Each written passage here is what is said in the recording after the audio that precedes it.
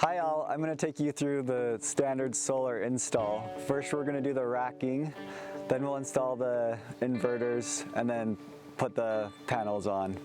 First we're going to draw out in chalk the panel locations. We're going to start by marking out the setbacks. On this roof it's 3 feet from the edge of the roof and then 18 inches from the ridge lines.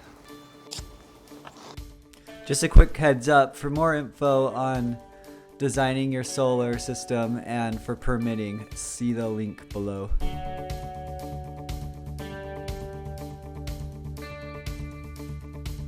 Made these 2 story sticks out of PVC, and what they're used for is to draw out in chalk where the panels will lay on the roof.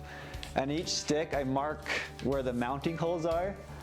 So you'll see it's the length, and then the mounting holes right here, and then there's one on the other side. And then on the width, there's one right here where I marked, and here where I marked as well. Using those story sticks, you can mark out exactly where your panels will lay. And this is how you'll figure out exactly where your racking rails will go. You can see that I'm marking out each corner of each of the panels. After you get all the panels marked out, you can go back through with the story stick and use those marks that you marked for the mounting holes to mark where the racking rails are gonna go. Now that we've got the mounting marked, we need to measure up 3 inches from the drip edge and mark where the rail line is gonna be.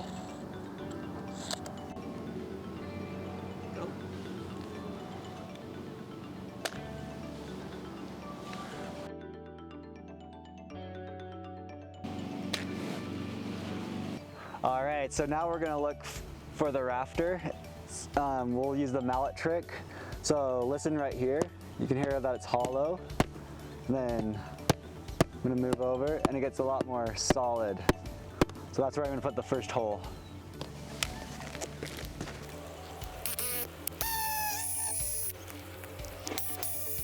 All right, so that went all the way through, so that means I totally missed the rafter, but we'll find it. Okay, so if you miss it, you can bend a coat hanger like this, and then you can put it down in the hole, and then you can fill over, and I just barely missed this rafter. So you can kind of imagine where it's hitting, you can fill it, and then go over 3/4 of an inch, and then drill right in there.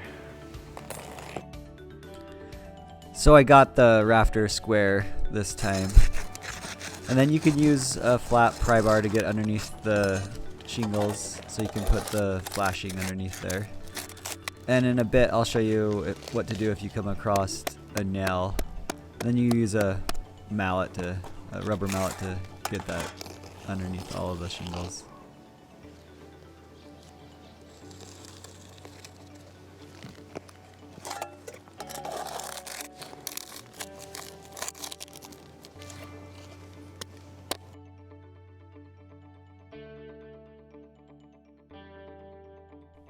You can use some roofing sealant down in that hole that you drilled into the rafter. And then on the bottom portion of the shingles, and then around the base plate, right in that circle.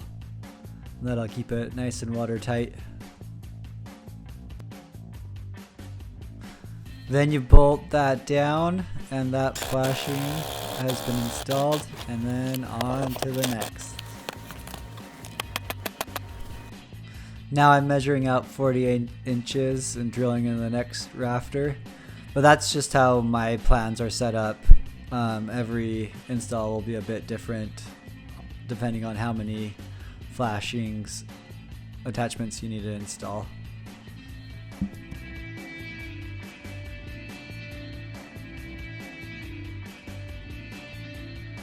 If you feel there's some nails after you've given it a couple taps with the hammer, you can fill the indentations on the flashing, cut a little notch out, and you'll be good to go. Now I'm bolting down the rest of the flashing attachments, and it starts to go quickly after you've figured out where your rafters are.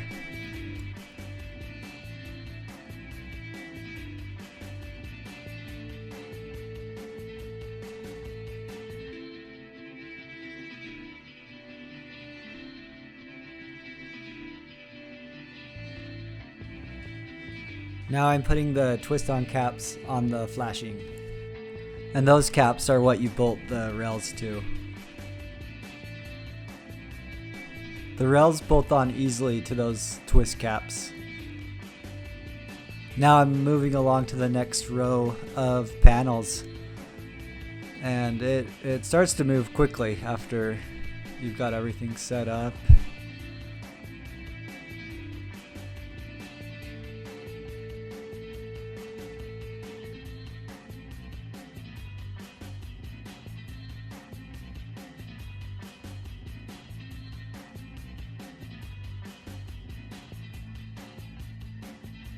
To help you true up your rails, you can make a mark 2 feet or so down on either rail and then measure diagonally, and you want that number to be even, so adjust your rails until they're even, and that way they'll be true to one another.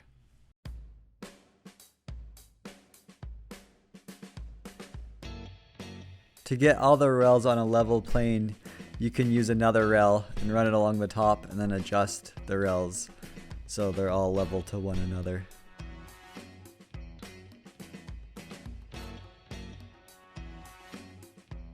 Now we're gonna install the pass-through box for the electrical. So to find a good spot, you just wanna go through, see where your rafters are, and go right in between them. So like right here would be a good spot. And my electrical hookup is over there, so I wanna be as close to this way as possible.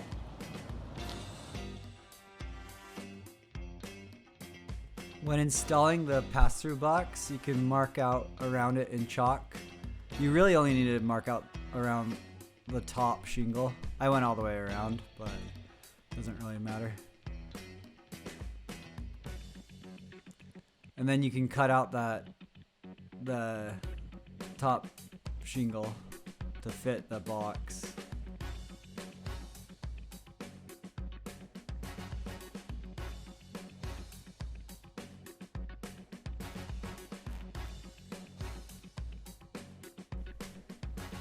Once that's been cut out, you can use a little pry bar to get underneath that shingle to slip it under there. Sometimes there's nails in the way, and you can actually just take that pry bar and a hammer and just knock that nail, just like cut right through the nail, or you can notch, put a little notch into the pass-through box.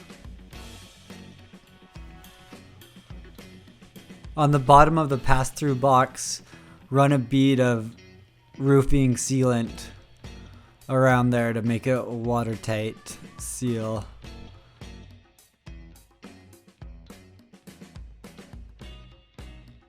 And it gets secured down with 4 screws.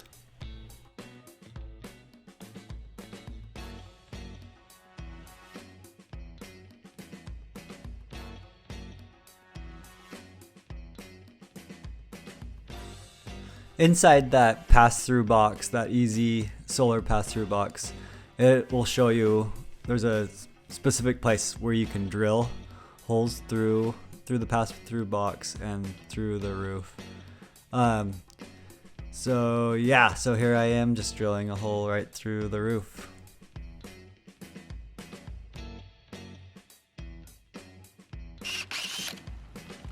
Good. Hooked up down there. Think into the dark abyss. Okay. Now we're gonna torque all the rail bolts to spec, which in our case is 250 inch-pounds.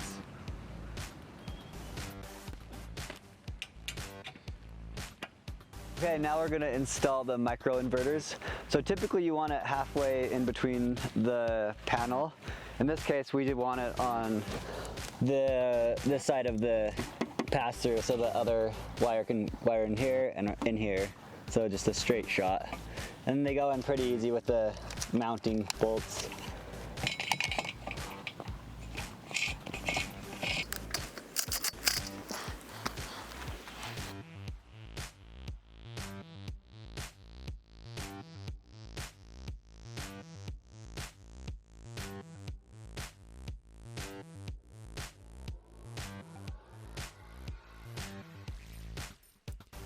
After I got all the inverters placed, then I went through and torqued them all to spec.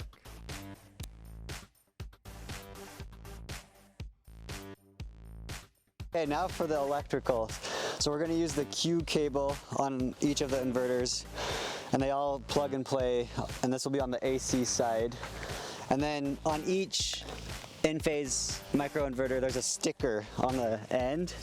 So I'm going to take them off, and I always go top to bottom, left to right, and I'll put it on this this panel array right here. And this way we can track each panel from the control panel.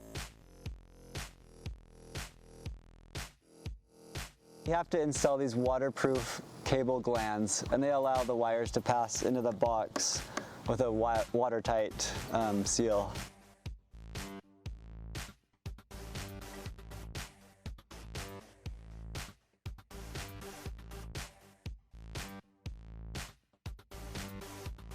Now I am going to install the copper ground. You run it through one of those cable glands, and then you can screw it into the grounding bar.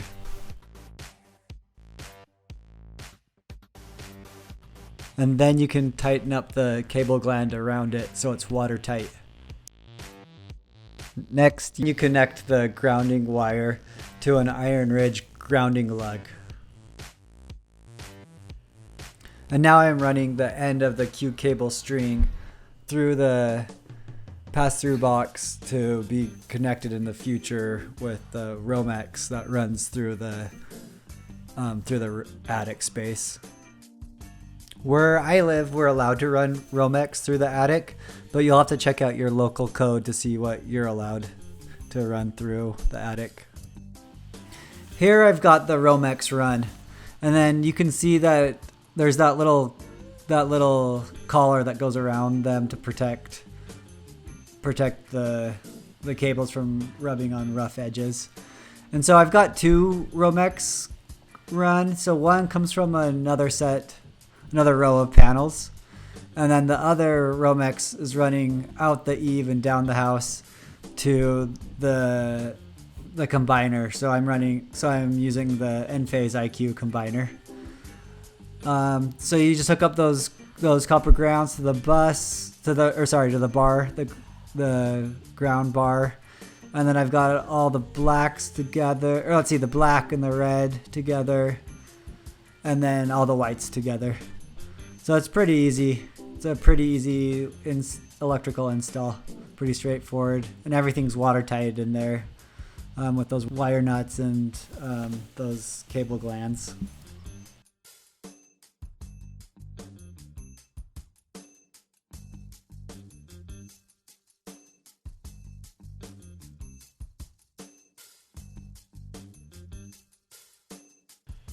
Getting all the wires in clips is the fun part of the job. Just kidding. But you will need to do that so it'll pass inspection and keep the wires from wearing out quicker from the hot roof.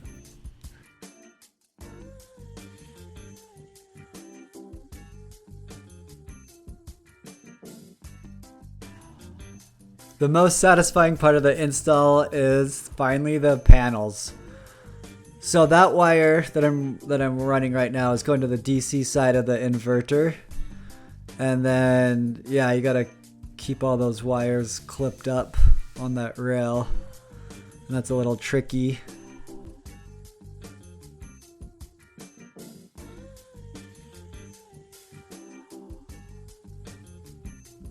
I'm using that PVC pipe to measure the panels on the top row are in landscape position, and that PVC pipe is cut to length. Then the panels get bolted down with the iron ridge bolts, and they go down pretty easily and quickly.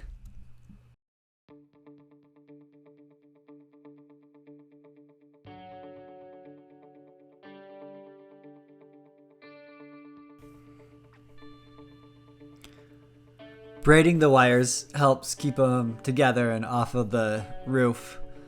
So once they're braided, then I usually pull it over to a clip and then put it into the inverter. It's a little bit tricky, so this is definitely a two-person job. One thing to note is between panel rows, you'll want to get an extra Q-cable connection, so that will give it length so you can get to the next row.